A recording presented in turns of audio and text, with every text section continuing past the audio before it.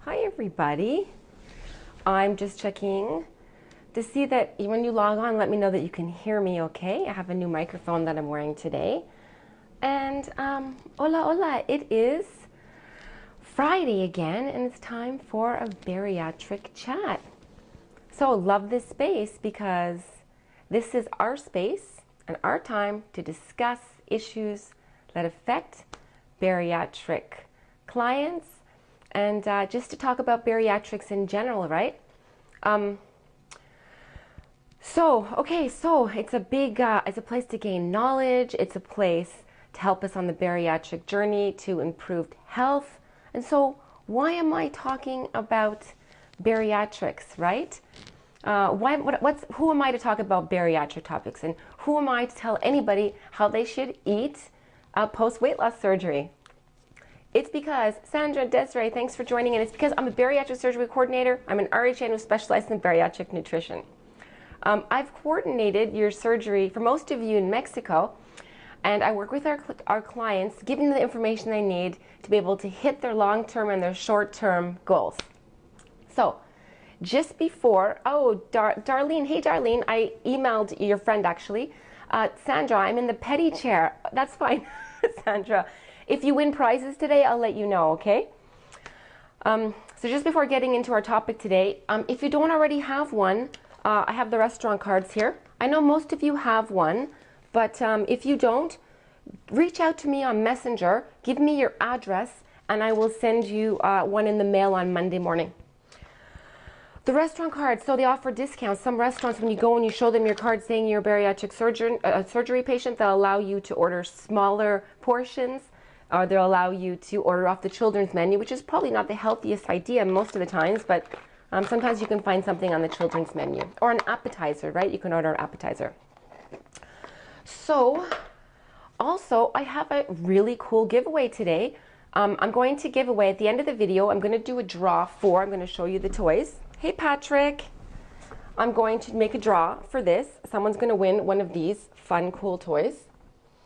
And somebody is going to win one of these fun, cool toys. And it gets boring giving away vitamins all the time. Next week we'll do vitamins again. And I have this awesome blanket I'm going to show you. I'm going to do a draw for this cool, super cool blanket. I don't know if you guys can see it. It's gastric sleeved. Is that not so cool? It's a super light, cool material. There we go. And it's a super fun travel blanket. And so we're going to do a draw. I'm going to give one of those away. Dion, Joni, Tracy, hey guys, hope you guys win. If you watch my videos, if you've watched my videos in the past, you're automatically enrolled to win these gifts. I put your name into my big magic bowl of names. And also, I'm going to put a link so you can, for next week, I'm going to give away more toys and I'm going to give away vitamins, right? So it's win-win. You get to talk about, we get to chat about bariatric topics, and we get to win prizes, and we get to get educated on certain topics. Okay, so I really like the topic today. It's cool because it's something that we all suffer with. Hey, Kim, we suffer with, drum roll, acid reflux. Whether you're a bariatric patient or you're not a bariatric patient, this is a very big topic, acid reflux. And so what's going on and how can we take care of acid reflux? It's a big topic. I want you to have the information that you need because acid reflux happens sometimes to all of us. So what is it? How can we prevent it? And what we can do to be sure that we take care of our esophagus, right? Shelby, Laurel, it was nice talking to you earlier, Laurel. Ash, nice to see you. Kim. Okay, so I want us all to understand acid reflux because this is going to enable us to make better food decisions, short and long term. So we all basically, if we know the foods that give us acid reflux, we can be aware of them, we can avoid them. Sometimes what affects us today, later on in the future is not going to affect us so much, right? So it's not always the culprit. Sometimes coffee gives us acid reflux, for example, and 2 weeks later we're able to drink it without any issues. Shelby, hey. Okay, so what I want to point out to start with acid reflux is that contrary to popular belief, this is super important. Acid reflux is caused by having too little hydrochloric acid in your stomach. It's not caused by having too much hydrochloric acid. So hydrochloric acid, or HCI, is stomach acid, what I'm talking about.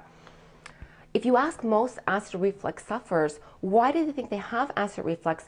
They're going to tell you that they think that they have too much acid reflux in their stomach. And that's what the pharmaceutical companies also want us to believe with their fancy commercials about the medications and the magic cure for acid reflux. So hydrochloric acid with age declines, and acid reflux increases with age. So what does that tell us? It tells us that we're not producing enough hydrochloric acid, and that's especially if you're over 40 years of age. Most of us that are over 40 years of age are not producing sufficient hydrochloric acid. It's inadequate acid production. Guys, if you have acid reflux, hands up. I want to know if you have acid reflux out there. And by the way, if you watched the video last week about coffee, this is tea right now. I want to ask you if you made any changes to your coffee habits. Okay, so I think that we all need to make the important steps to improve the acid production in our stomach instead of taking medication to treat the symptom, right? It's like a vicious circle of events. The symptom of acid reflux is not the cause of acid reflux. And I think that's such an important statement. The symptom of acid reflux is not the cause of acid reflux. So what I want to say by saying this, so when I'm speaking to bariatric clients about acid reflux, and I explain that it's probably that the reflux is caused by not sufficient acid. Christy, hey Christy, we were just chatting on Messenger earlier. Ash, you have acid reflux. I know, it sucks, it's awful, right? So listen to these tips I'm going to give you. So when I'm talking to clients and they're telling me that they have too much acid, in their stomach, they think that rather than, okay, so they take the medications and it helps them, so they think that they have too much hydrochloric acid. It's not the situation. Laurel, you have acid reflux after surgery. Okay, newly operated, it's normal, but listen to these tips. Shelby's got it too. Yeah, you see, we've all have a little bit of acid reflux. If I eat pizza, which I often do, it's a combination of the cheese, the bread, and the tomato sauce gives me wicked acid reflux. I know it's going to happen, right? I know it's just something that's going to happen to me. Also, sometimes when I eat meat. Hey, Christy. Okay, so the reason... Okay, so I'm not saying that the symptoms of acid reflux is not caused by the acid moving upwards into the esophagus. And I'm not saying that the medications that the clients are taking to treat acid reflux don't reduce their symptoms, because it does. But what I'm trying to explain is that even a tiny amount of acid reflux in the esophagus, it's going to hurt and cause issues. And that's because we don't have the mechanics in our esophagus as we do in our stomach to protect us against this powerful acid, right? Hydrochloric acid is wickedly powerful. So just a little tiny bit of it in the throat is going to cause major pain. Shalala, Robin, hey guys. So when your symptoms are relieved, when you take the medication, it doesn't mean that you've addressed the real true cause of the problem, that's acid reflux, right? It's like putting a Band-Aid on top of a true issue, right? So if you put a bandage on, you never get to the real cause of why you're experiencing acid reflux. Kelsey, hey Kelsey. Chare and Shalala, hi Shalala again. So I really believe that acid reflux in two cases are hardly the same. It's likely that it's often a combination of different things that's causing this acid reflux. You have to remember that acid reflux is the symptom, so to figure out what the real cause of it and get to the bottom of it, we need to resolve it. So if you're taking the medication to cover up the symptoms, and you're never getting to the root cause of why you have acid reflux. It's like I have, for example, eczema on my fingers, right? And I take the medication for eczema or the cream for medication. But am I solving the eczema problem? Or is it that I'm not getting to the root cause of why do I have the eczema, right? So we have to back step and investigate to figure out what's going on. Lacey, we have to dig deeper to find the cause, so don't need to take medications just to cover the symptoms. Okay, a super interesting point I want to bring up also is that, did you know that the damage from poor stomach function, like from if you're having acid reflux, it moves upwards, correct? But it also moves downwards and causes irritable bowel syndrome. So who out there has acid reflux and at the same time they also have bouts of irritable bowel syndrome and other kind of digestive disorders? That's pretty important, right? So acid reflux, it's the backward flow of hydrochloric acid and stomach acid up into the esophagus, because the esophagus is a long tube that runs from the throat down to the stomach. So acid reflux, the acid in the stomach is refluxing back up. The esophageal sphincter opens up. It's not closed tight enough, and the acid gets up into our throats, and that's what it is, right? If we don't take care of acid reflux, it can turn into GERD, and GERD, right? That's actually a disease. It's called gastroesophageal reflux disease. So we need to take care of acid reflux when it happens, because it can cause other problems in the future, bigger problems. So causes of acid reflux. Acid reflux sufferers, what do you think? Can you point out what you're doing that's causing your acid reflux? Do you know what it is that you're doing? I know when I eat pizza, that's going to give me acid reflux. If I eat pizza and drink a glass of red wine, which I'll probably do because it's Friday evening, it's going to cause acid reflux, right? I know what I'm doing. So some of the causes of acid reflux is low hydrochloric acid, Shalala, I see you, the timing of your meals and your diet, right?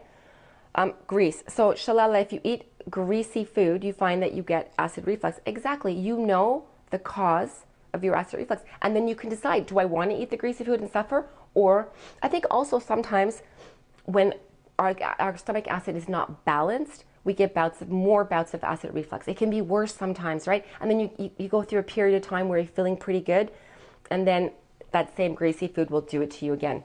So let's talk about Shalala. Yep, I don't have a gallbladder. Yes, super interesting. So if you don't have a gallbladder, Shalala, I want to tell you that another important tip I'm going to make is to take ox bile. I'm going to get into that in a little bit, just as we get closer to the end of the video. So if you have acid reflux only at night, it's going to be important to time your meals so that you make sure that you're not eating 3 to 4 hours before you go to bed, because the acid is going to reflux up into your throat, right? When you're lying down, right? It's a mechanical issue. Hiatal hernias. How many of you have had a hiatal hernia? A lot of times when we do the bariatric surgery, the surgeons will find the hiatal hernia and repair it, because this is a big reason why people have acid reflux, hernias. If you have a hernia, get it fixed, because it's not going to get better, the acid reflux, unless you get that fixed. With the hernia, the hydrochloric acid is moving up into the esophagus and it's causing issues. Okay, guys, pain medications, and just regular medications, not only pain medications, but there are some medications that you could be taking that are causing you to have acid reflux, like aspirin and aspirin products. Some blood pressure medications also can cause acid reflux, and also there are muscle relaxants out there that cause acid reflux.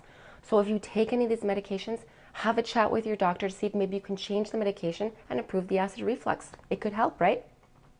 Okay, last week in my blog I discussed about coffee culture, right? Coffee is a huge reason why people have acid reflux. Then you have to come to the point and say, oh, okay, you didn't know that, Ash? Yes. So coffee, it's not the actual coffee that is causing the reflux, it's the caffeine that's causing the reflux. So the caffeine in the coffee loosens the stomach valve and enables the hydrochloric acid to reflux back into the esophagus and causes us pain, right? So once your acid reflux is under control, you can try coffee again, but you might need to stop drinking coffee for a little while, or caffeinated beverages for a little while, just to see if you can get the acid reflux under control, get your stomach into balance again, and then you can try adding coffee again, right? So how's it going? Lots of information, huh? Quick sip. So where am I now? Okay, so let's talk about a little bit of foods now. Spicy foods. Spicy foods could be the culprit for why you have acid reflux. Also, when you eat hot peppers and when you eat spicy foods, they contain spices that can irritate the stomach, create more gas and bloating, and loosen up that esophageal sphincter. Hey, Linda. How are you doing with acid reflux? Do you have acid reflux after surgery, or are you okay? That's the topic today, acid reflux. Okay, carbonated drinks and alcohol, two big culprits. People don't want to hear it. They want to close their ears. But alcohol and carbonation can cause acid reflux. What happens is the acid and the carbon dioxide, which are used to make these drinks, they cause the stomach to bloat. When the stomach is bloated, it irritates the esophagus and it leads to acid reflux. You have a little bit of acid reflux? Yeah, Linda. Most people do. Shalala, I love spicy, but if I eat them 2 hours before bed, it's okay. Right. So you have to, take a little bit of a break before bed, because you're going to have acid reflux, and you lying down is going to aggravate the situation. Hey, Kimberly. Linda, I'm going to give some tips on how to improve the hydrochloric acid in your stomach to reduce the acid reflux. Okay, guys, carrying excess weight. It's a main reason for acid reflux. The excess weight puts pressure on the abdomen, on the abdominal area, on the abdomen, and it pushes up, and the stomach contents are pushed up. What happens is you get acid reflux. So normally when people lose weight, their acid reflux is greatly improved. They have less trouble with it. Smaller meals. Well, most bariatric patients are already eating small meals, but if you look at, if you have a big stomach and you fill up that stomach, you have more acid in your stomach also to break down that food. And the stomach is smaller. It's the same issue. We need to make sure that we eat small meals, don't overfill ourselves, so that our digestive system is able to work better, is able to digest, absorb, and assimilate the foods that we're eating. If we pack that stomach really full, whether it's a big stomach or a small stomach, it's going to give us a harder time to digest, and it's going to give us acid reflux, right? Mechanical, like I said earlier, when you're sleeping, try to have your head elevated a little bit in order to relieve the pressure. So basically, guys, stay away from the foods that are triggering your acid reflux. So fried foods, spicy foods, caffeine, certain medications can cause the acid reflux as well. Anybody else notice something that causes their acid reflux to get worse? Or is it just something that you don't know what you're doing that's causing acid reflux?